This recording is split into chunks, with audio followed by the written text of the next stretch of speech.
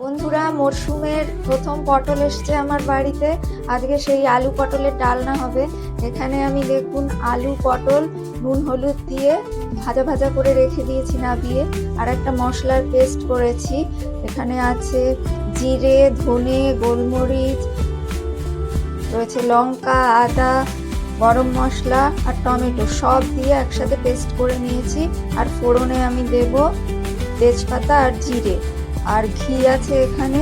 এখন আমি আমার কড়াইতে তেল গরম হয়ে গেছে, আমি এই ফোড়নটা দিয়ে দিলাম।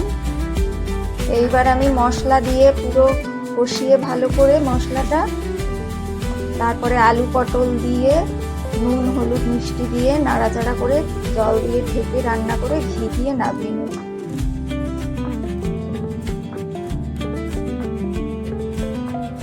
বন্ধুরা, আমার আলু পটলের ডালনা একদম রান্না রেডি হয়ে গেছে।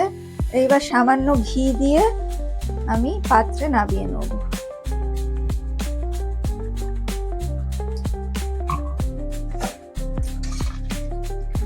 এই হয়ে গেল।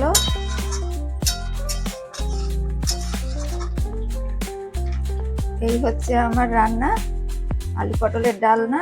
আমি গ্যাস ওভেন বন্ধ করে দিলাম, এবার নামিয়ে নেব।